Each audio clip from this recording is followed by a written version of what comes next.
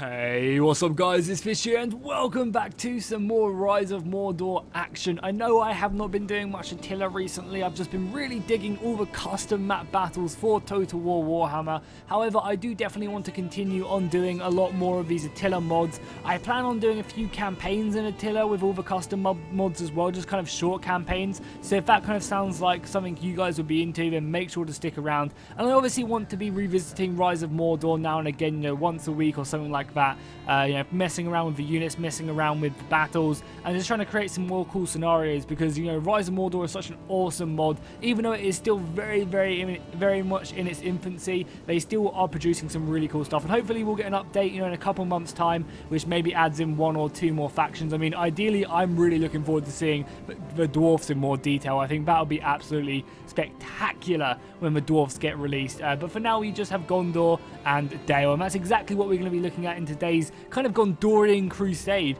Kind of the scenario behind this battle is that Gondor and Dale have both gone deep into the desert, and they're having to fight each other for survival for numerous reasons, which you know, obviously I won't go into right here. Basically, this was an online battle between me and Indie Pride, which we fought about, I don't know, like a month and a half ago now, maybe. And really, I just didn't bother using this one because he uploaded it, and we said that we were going to go ahead and kind of give each other, you know, we'll upload a replay each and not kind of touch the other person's replay for a while. But it's been a while since I've done any Attila, so I felt like I would go ahead and show you guys this battle replay. Now, obviously, go check out Indie Pride's channel after this video as well. He does some awesome Warhammer content, and obviously does lots of other battles as well, so make sure to go check that out. So what we'll do is we'll run through the army comps whilst everyone's forming up into position, and then we'll get started into a battle. If you want to skip straight to the battle, then you can do that by just clicking the skip annotation. In the description somewhere there should be a skip to battle button, and that should just take you straight to the battle. So we'll start off by looking at the Citadel Guard. I have around about 4 units of these bad boys, and again, they just look really nice. They look so much like they do in the movie. The artwork and the graphics from this mod is just so impressive. And again, you know, these guys just look really clean, and they're super obviously elite unit. Obviously they are the Citadel Guard. Then as we move over, we have some of my Gondor Spearmen. Again, this is probably one of my favourite units, just because how iconic these guys are from the movie. I think they look so great, and obviously their spears. I also love their hair as well. You know, this is such a small detail, but this is just something which always, I don't know, just reminds me of Lord of the Rings, seeing all this hair coming out, the Gondor soldiers having long hair. I think that looks really cool. And again, that flag as well looks pretty awesome. Then as we go back, we have some more of my Gondor Knights over on this left-hand side, and they are supported by Knights of the Silver Swan as well. So again, some Swan Knights. I don't think these are the fully fledged, like fully armored, like Knights of Dalmroth, but they're still pretty heavily armored nonetheless, and they're my heaviest cavalry force I have to wield in this battle. And as we move back, we have some warriors of Lusarnak. I butchered that. I apologise. I apologise for my mispronunciation there. But we have some axemen, which I believe this is the same unit you actually get in 3rd Age Total War, which is pretty cool to see these guys kind of make an entrance. And it's really cool, you know, with Rise of Mordor. I know I say it quite a lot, but there's a lot of times in the battle, or in the roster, I guess, where you actually see a lot of units from different parts of Gondor. You know, instead of just the iconic Gondor swords, which you're seeing now, like there's actually, you know, units and certain I guess types of units as well, which actually come from exactly like these men-at-arms right now. You know, these guys come from a different part of Gondor. Gondor's a big place, and they can levy troops from everywhere. So I have some of these guys, these Ringlow Vale men-at-arms. I also have some of these Gondor Foot men-at-arms. These guys are obviously the iconic sword infantry right here. And then as we move back, we have some Gondor militia. Obviously, these guys have just been levied from the fields to go ahead and fight for Gondor in this crusade. But I still think they look really good. Especially, I love them from the back view. That looks great. That really does. Then we have some Gondor archers who are going to be making up my front line. I have like 4 units of these bad boys. And that pretty much makes up my entire army. So let's go ahead and look at Indie Pride's army as it advances forward. He's playing as the men of Dale. And again, Dale have a really nice roster. They have, again, exactly the same as Gondor. They have loads of units from all different parts of Dale, and it's really cool to see. So we have these spear militia. These guys, I guess, are like more Lake Town type units. You know, they're very kind of like fishing villagey type, and obviously they've got loads of sigils. Even though you have some of the vineyard sigils on the front of that. So it's going to be making up his kind of a first roster line. Then down on his main archer line, here's these rangers. I'm not even going to try and pronounce that again. But again, these guys look really great, and I feel like the Dale Archer force is just so superior to so many other factions. They really do go in and just do so much damage. Then as we go back, we have some of the Bardings. These are the heaviest archer force, and again, you can definitely see why. They are pretty heavily armored, and these guys have a nice bow, and they do so much missile damage. And as we make our way back, we have some Dalian swordsmen. These guys look so great. I love their uniforms, and obviously everything's better with a cape, right? So that's always good to see these Dale swordsmen. Then as we move over, we have some we have some Lake Town Guard. These guys are super quick, I guess because they're not heavily armored and they don't have a shield. So these guys can get around and support cavalry engagements really quickly. Over on this right flank, we have some merchant escorts, which is melee cavalry. And then we also have some of this cavalry right here. This cavalry is super OP in this build. They obviously look amazing, but they also are extremely strong in combat, and they just do so much damage. And I love the detail on the shield itself. That is really, really nice. I think that's pretty much the majority of the army. There's maybe a few more units I've missed, but I guess we'll find them out in battle. So let's go ahead and get started in this engagement. As the archer force begins, my Gondorian archers are taking the first volley. However, they are going to return it very quickly. We have some Blackroot Vale archers, which I forgot to mention. Over here. Again, something I love about this mod. I know I mentioned it a few times in the intro, but I love how all the units are in different regions of Gondor. It's really cool to see them represented. So I can see that I'm actually losing this engagement a little bit, so I think I'm going to be pulling back my archer force, mainly because Indie Pride tried to do a little probe there with his merchant escort, and that's going to be great for him. It's going to, stop my archers from shooting for a few shots, and it's going to go ahead and allow his archer force to continue the pressure on my men. If he gets rid of my archer force, that's going to really prevent me from doing a lot of damage at range, and it's even more so when the infantry engage. It's going to mean that I can't whittle away his archer force when we're fighting. I'm just going to have to go ahead and chase them down. I think very soon I'm going to kind of take the advantage and decide to start pushing forward. The lighting in this is really bad when you're close in. I guess we are in the desert after all. So we've got a few more archers as well. Hopefully these guys are going to unleash a volley any second now. But there you go. I think I've triggered it. I realized I'm losing the missile engagement, and I'm just going to have to try and rush forward and advance my infantry. I feel like if I can engage him into a heavy melee combat, I can whittle down his forces, I can grind him away like sand does to rock, and I can win the day. Because I am still taking down a fair amount of these infantrymen. And as you guys can see, on this front line, it's only some Watchtown militia. These guys are not going to stand up against the superior force I have back here. These guys are going to be extremely potent, especially my cavalry force as well. I'm pretty confident in the horses I have. However, Indie Pride is doing a nice job at using this right-hand side as kind of like a terrain buffer, which is going to be helping him out fairly nicely. So my sword infantry is going to be clumping up. I'm not sure if I was trying to get this sword infantry through this gap or if I was just trying to outflank, but the Gondor militia is going to be charging in. I feel like I was trying to get this infantry unit through the gap to hit his infantry, hit his archer force, but there we go. The battle has now fully erupted. The Gondor militia taking up arms first, and they are going to be supported very, very quickly by some more Gondor swordsmen, and Indie Pride is going to be doing exactly the same and pushing up his Dalian infantry, and kind of the more elite units going to make their way through this battle line and start hitting each other with ferocious behavior, really. The Dalian swordsmen are extremely good. However, Gondor swordsmen are definitely not to be undermatched.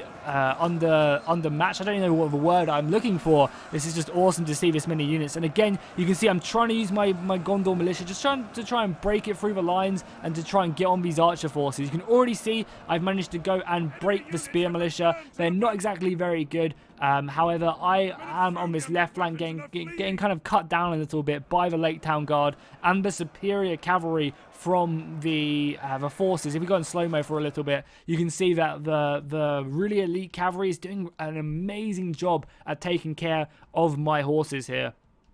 Even though the Silver Knight Swans look really good here, that's definitely for a certainty right here. They look so mighty. I love how they whip out their swords as well as they go into combat. More of the knights making their way in. But obviously there is a quick escort right here of Lake Town Guard, which are going to be supporting the main forces extremely quickly.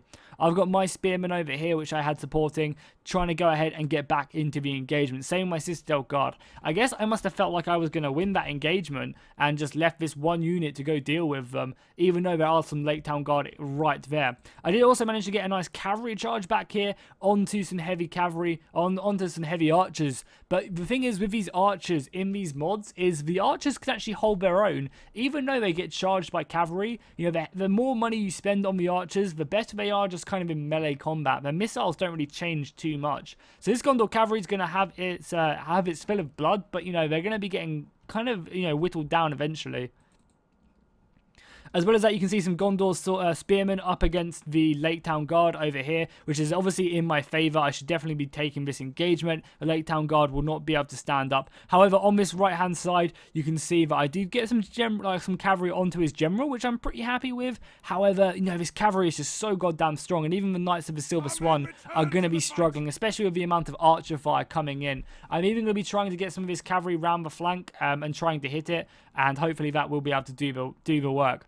I have managed to actually lose my center though, which is not great for me. You can see that my my infantry line is getting cut down right here, and as well as that, Indy Pride is going to get a perfect cavalry charge right onto my Gondor archers, and that's just going to rip through them, absolutely annihilate them. My general, who is a Citadel Guard, is rushing to help. However, you know, the damage has been done. Look at their numbers just drop. Holy crap, they lost about 70 men in that short time. And they are just going to run away, and the Citadel Guard can do nothing about catching them.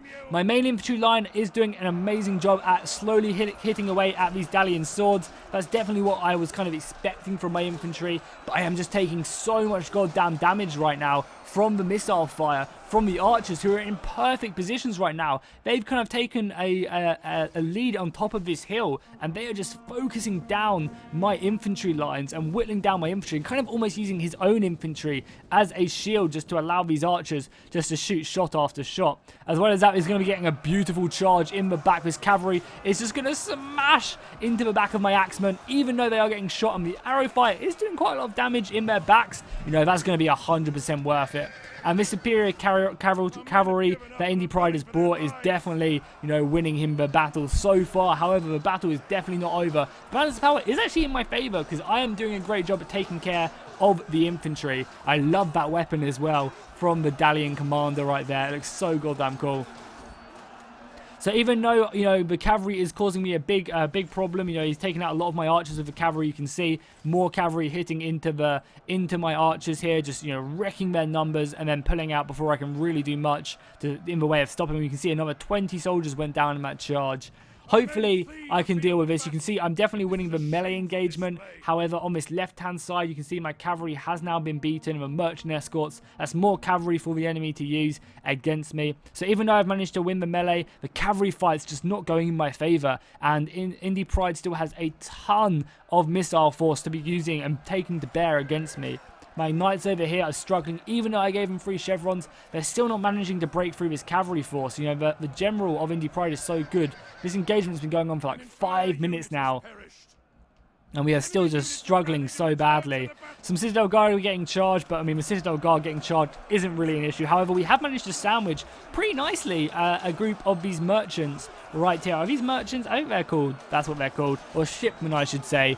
These marines have been surrounded by Gondor swords and some Citadel Guard, which is great news. However, as you guys can see in the distance, there's so much enemy cavalry just running around the battlefield, taking the hits and just charging on. They're going to be getting a beautiful charge into the back of my Gondor swordsmen here, and that's going to be sending so many of them to the ground, doing plenty of damage. But the Gondor line is holding firm. We just need to try and whittle down as much of this infantry as possible, and then maybe that will mean that the cavalry, I mean the archer force and the cavalry force won't be that important. I also forgot to mention these guys in the intro, these Vineland infantry or swordsmen, or I don't know what they're called. What are they called? Like Vineland Vanguard? Or Vineland Guard. And these guys are really elite. They have some like a mix of like an elven Dalian armor, and they look awesome as the Gondor sword infantry just try and do as much damage as possible. There's just so much goddamn missile fire coming in. You can just see there's so many units just volleying in. These Dalian archers or these Dalian rangers are just finding their targets and unleashing hell. You can see over on here that my cavalry force is soon to be destroyed, unfortunately, and again the enemy general is still alive. I threw a load of eggs in that basket hoping that I would be able to kill the enemy general, but that is not the case, unfortunately. I was actually really surprised that these spearmen didn't manage to deal with this threat a little bit quicker. You know, look how much heavily armored we are. We have a shield. The enemy just have one spear. Like, we should be able to kind of form a nice tightly knitted defensive position and take care of these guys, but I've definitely struggled at doing so. We have managed to rout a large portion of the enemy force, but now, you know, the enemy swords are still, you know, there, and the archers are just kind of surrounding us. The cavalry is waiting to pick us apart, but the enemy is running kind of low on ammunition as well, which is great news. If I can kind of just slow up the enemy, form up a nice little tight box, and make the enemy run out of ammunition, then I could definitely win the day. You can definitely see that there's only, what, 1, 2, 3 units of some ammunition left. You know, these guys are about to run out as well. However, as I mentioned previously, the archers, you know, the heavily upgraded archers in this game are actually pretty good. You know, they're basically just like sword infantry, but without a shield after they fire their bow. That's kind of the importance of spending the extra money on not getting the better archers. Just means that they're better in melee combat, basically, and the missile damage doesn't really change too much. So you invest all that extra money to make it so that your archers aren't just a pushover and instantly rout in melee combat, which is cool. I really like that mechanic. However, we are still just getting peppered. Look at the dead bodies just on the ground. That is just so brutal. And the Vineland Guard are holding us back. They are not giving up a single bit of ground here, which is very, very impressive by them. You can see that the Gondor Spearmen are in here as well. I mean, the Gondor Spearmen should probably be set up elsewhere. I would feel that they'd be much better suited, say, to hold the flanks from cavalry charges, which I assume are soon to be hitting me. And as you can see, Indy Pride is having to force in a large portion of his archer force now. Over here on this right-hand side, again, I've just kind of split my forces up so much. If I had all my forces together, I think there'd be not a lot Indy Pride could do, even though he does have actually a decent amount of missiles left. You know, divide and conquer. This is what's happening. The men of Dale are using their skirmish advantage just to completely surround my forces and use their cavalry and their missiles just to slowly pick away at my heavier, you know, kind of less mobile force, which is extremely smart by Indy Pride. However, maybe my heavy block of infantry can just overwhelm the enemy, and that's what I'm kind of counting on at this point in the engagement. I mean, it's definitely been bloody. I definitely do miss the way because I obviously haven't been doing much Attila recently. I definitely miss the way, you know, the combat does flow in Attila. I definitely enjoy the blood and gore, and just how brutal and dark Attila is compared to the other games. You know, the mass of bodies, it looks, you know, just brutal, blood everywhere. I would love to see more people screaming as well. I think that would be really, really cool. I mean, just look at the dead bodies there. It's just brutal. We got some cavalry. Oh no, this is not good for me. You know, a few lone riders have managed to, you know, combine up together, and they are looking for a hit on the back of my lines, and they are going to be trying to find it. Luckily, they're going to be hitting a large portion of their own men as well, but they're still going to be hitting into the back of my flanks. I do have some Citadel Guard here who are going to be doing a decent job, and I think most of our men over here have also they've actually managed to engage the enemy, which is great news for me. Again, I just need to kind of tie up the enemy forces, and if I can tie them up, then my infantry should be enough to win it. And by the looks of it, it seems like I am managing to do that. We are receiving a little bit of missile fire, and there is still an entire, you know, cavalry just coming around, hitting at my men. And actually, some of these archers, these marksmen of Dale, are pretty good. You know, they're a high-tier archer unit, so even in melee combat, they are not that bad. But really, all I need to do on this flank is just try and commit into an engagement and just make it so that I don't get charged in the back, which is extremely hard to do because I need to commit as many men as possible to stop to win the melee engagement, and that just opens me up for a rear charge like that. And oh my god, that was not good for me one bit. My Citadel Guard have now formed up, and they are now fighting some more archers. However, we have to be so careful not to be charged in the back by some more cavalry. There's an entire unit of horsemen still alive here. I'm going to be pushing some of my Citadel Guard over to try and warn off this cavalry, but I mean, my infantry force is just struggling. You can see this one just got slaughtered by that cavalry charge, and they're about to rout, which is not good. I am kind of winning on this right flank though, so I do still have a little bit of hope. And my Citadel Guard here are just being cut down by the sheer harassment that's coming in from these Dale marksmen and the archers and the cavalry. It's just kind of proving a bit too much for my infantry force, and this is going to kind of be it for my men. I am managing to win over here slowly but surely, or not even I guess slowly but surely. I just have a really good strength unit of Citadel Guard, which is about to get surrounded by cavalry, but we'll watch their famous last stand. This is like the Lost Legion of Rome. I love the weapons as well from the Dalian Rangers as well. That curved blade, I haven't actually never noticed that before, but they actually do have a curved blade. That's really cool. That is really, really cool. I've never seen that before, and I've played quite a bit of Rise of Mordor, so that's really good to see. We're going to watch some brave Citadel Guard fighting hard, trying to push back the enemy forces against the Vineland Guard and the Rangers. I mean, we're doing a good job against the Rangers. I think it's just everyone else which is we're going to be struggling at taking care of. If we can just maybe get a slice on some of these guys. Oh, that's beautiful. We managed to kill that guy, which is good. Yeah, you can see plenty of our men are dying.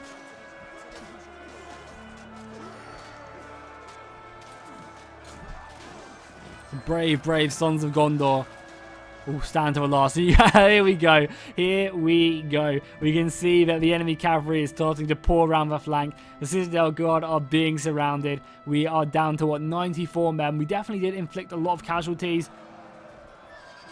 But these brave, brave men are going to be dealt with very, very soon. Merchant escort coming in, hitting them in the back, and the elite Dalian cavalry also just doing like a little cross pattern here, charging in the back, and now my men of Gondor are purely surrounded. Hold firm, you brave, brave soldiers.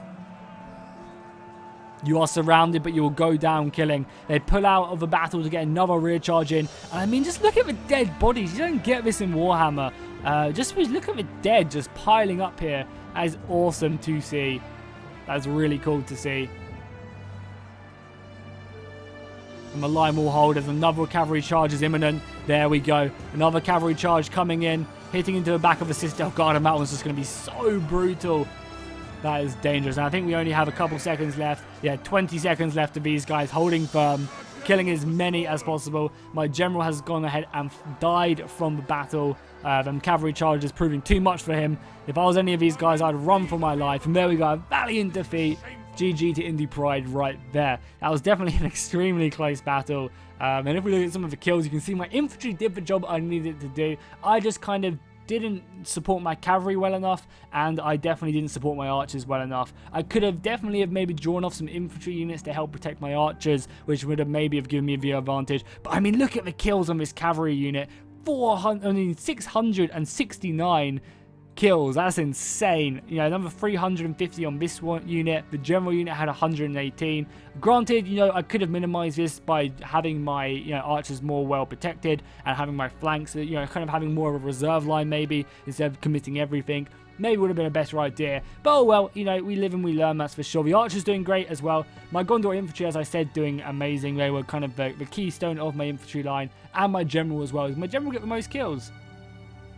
I know his Gondor sword infantry almost got 400 kills. So besides that, my general doing amazing. So yeah, hopefully you guys enjoyed this battle. If you do want to see more Rise of Mordor, please do let me know. If you have any, you know, suggestions on army comps or stuff like that, please do comment down below. And obviously let me know what you think of my strategy in that battle as well. What you think I could have done differently. If you think it was a good strategy, but I just got outplayed. If maybe I should have protected my rear. Just let me know, because I'm always interested to see what you guys think. And I'll see you guys next time, and fish out.